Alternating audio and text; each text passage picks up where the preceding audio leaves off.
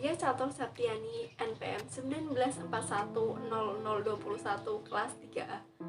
Pada kesempatan kali ini, saya akan mempresentasikan materi mengenai pembagian variasi dan jenis bahasa, serta menyampaikan argumen ilmiah terkait manfaat secara teoritis dan praktis usulan artikel yang akan saya buat. Langsung saja, variasi bahasa. Krida Laksana mengatakan bahwa sosiolinguistik adalah ilmu yang mempelajari ciri dan fungsi pembagian variasi bahasa, serta hubungan di antara bahasa dengan ciri dan fungsi itu dalam suatu masyarakat bahasa. Terjadinya keberagaman atau kevariasian bahasa ini bukan hanya disebabkan oleh para penuturnya yang tidak homogen, tetapi juga karena kegiatan interaksi sosial yang mereka lakukan sangat beragam. 1. Ada variasi dari segi penutur. Berdasarkan penuturnya adalah variasi bahasa yang disebut idiolek, yaitu variasi bahasa yang bersifat perseorangan. Variasi idiolek berkenaan dengan warna suara, pilihan kata, gaya bahasa, susunan kalimat, dan sebagainya. Namun, yang paling dominan adalah warna suara. Sehingga jika kita cukup akrab dengan seseorang hanya dengan mendengar suara bicaranya tanpa melihat orangnya, kita dapat mengenalinya. Selanjutnya, variasi bahasa dari kelompok penutur yang jumlahnya relatif yang berada pada suatu tempat dan wilayah. Dialek ini didasarkan pada wilayah atau area tempat tinggal penutur. Maka dialek ini lazim disebut dialek areal, dialek regional, atau dialek geografi. Variasi bahasa yang digunakan oleh kelompok sosial pada masa tertentu. Variasi ketiga berdasarkan penutur adalah yang disebut kronolog atau dialek temporal, yaitu variasi bahasa yang digunakan oleh kelompok sosial pada masa tertentu. Contohnya seperti variasi yang digunakan bahasa tahun 50-an dan variasi yang digunakan pada masa kini. Variasi pada kedua zaman itu tentunya berbeda, baik dari segi lafal, ejaan, morfologi maupun sintaksis. Variasi bahasa yang berkenaan dengan status, golongan, dan kelas sosial penuturnya.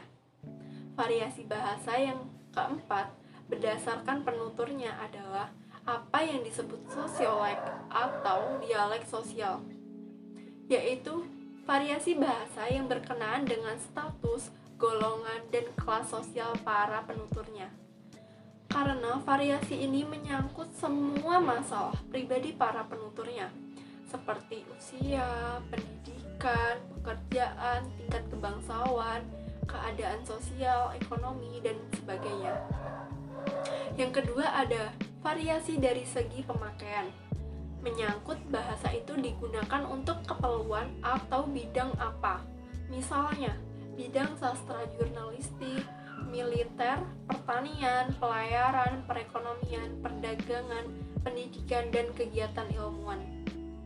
Berdasarkan bidang kegiatan ini, yang paling tampak cirinya adalah dalam bidang kosakata. Yang ketiga, ada variasi dari segi keformalan.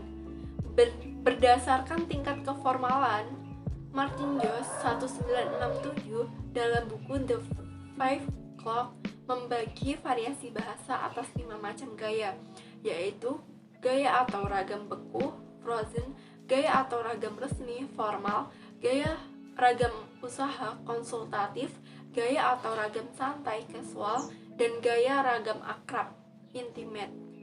4. Variasi dari segi saran. Dari segi saran ini adanya ragam lisan dan tulisan atau juga menggunakan sarana atau alat misalnya bertelepon dan bertelegraf. Adanya ragam bahasa lisan dan ragam tulis didasarkan pada kenyataan bahwa bahasa lisan dan bahasa tulisan memiliki wujud struktur yang tidak sama. Adanya ketidaksamaan wujud struktur ini adalah karena dalam berbahasa lisan atau dalam menyampaikan informasi secara lisan, kita dibantu oleh unsur-unsur non-segmental atau unsur non-linguistik yang berupa nada suara, gerak-gerik, tangan, terus gelengan kepala, dan sejumlah gejala-gejala fisik lainnya. Berikutnya ada jenis bahasa. Jenis bahasa yang pertama adalah jenis bahasa berdasarkan sosiologis. Menurut Stewart dalam Firman et 1968, bahasa secara sosiologis dibagi menjadi 4, yakni standarisasi, pembakuan, otonomi, keotonomian, faktor historisitas, dan fasilitas. Keempat faktor itu dibagi sebagai sikap dan perilaku terhadap bahasa. Bahasa yang bersifat kroll hanya memiliki fasilitas, sedangkan bahasa yang berjenis pidgin tidak memiliki keempat dasar penjenisan. Yang kedua ada jenis bahasa berdasarkan sikap politik. Ada 4 perbedaan dalam bahasa sikap politik, yaitu bahasa nasional, bahasa resmi, bahasa negara, dan bahasa persatuan. Yang ketiga ada jenis bahasa berdasarkan tahap pemerolehan. Dibedakan menjadi 4, bahasa ibu pertama, kedua, ketiga, dan seterusnya, dan bahasa asing. Yang keempat ada lingua franca. Lingua franca adalah sebuah sistem linguistik yang digunakan sebagai alat komunikasi sementara oleh para partisipan yang mempunyai bahasa ibu yang berbeda. Nah, selanjutnya argumentasi ilmiah. Yang pertama ada topik perbedaan dialek antara Kecamatan Lari dengan Kecamatan Rawasari Kabupaten Kendal, yaitu akhiran neni dengan meni. Yang kedua ada permasalahan fenomena bahasa yang ada di sekitar saya antara dialek Kecamatan Lari dengan dialek Kecamatan Rawasari. Perbedaan bahasa antara Kecamatan Lari tempat tinggal saya dengan Kecamatan Rawasari yaitu adalah perbedaan antara kata akhiran neni dengan meni. Kalau di kecamatan saya sering menggunakan kata neni, sementara Kecamatan Rawasari sering menggunakan kata meni. Contohnya, omai adoh neni artinya rumahnya jauh banget. Omai adoh meni artinya sama, rumahnya jauh banget. Yang ketiga ada manfaat teoritis. Perbedaan dialek antara kecamatan ini tidak menjadi masalah bagi masyarakat sekitar karena dengan adanya perbedaan maka akan terbentuk ciri khas atau keunikan tersendiri di masing-masing daerah. Yang keempat, manfaat praktis. Secara praktis, penulisan artikel ini dapat menambah pengetahuan dan wawasan kita mengenai bahasa. Kita sebagai warga masyarakat harus menghormati adanya perbedaan bahasa yang ada di sekitar kita. Yang kelima ada teori. Bahasa merupakan kelompok pola penggunaan yang saling mempengaruhi satu dengan lain. Bahasa dapat digunakan jika pola-pola tersebut saling berpadu menurut aturan tertentu. Suatu tuturan disebut bahasa jika memiliki sistem pola aturan, kaidah, dan subsistem. Dialek adalah logat bahasa, perlambangan, dan pengkhususan dari bahasa induk. Dialek juga merupakan sistem kebahasaan yang digunakan oleh suatu masyarakat untuk membedakan dari masyarakat lain.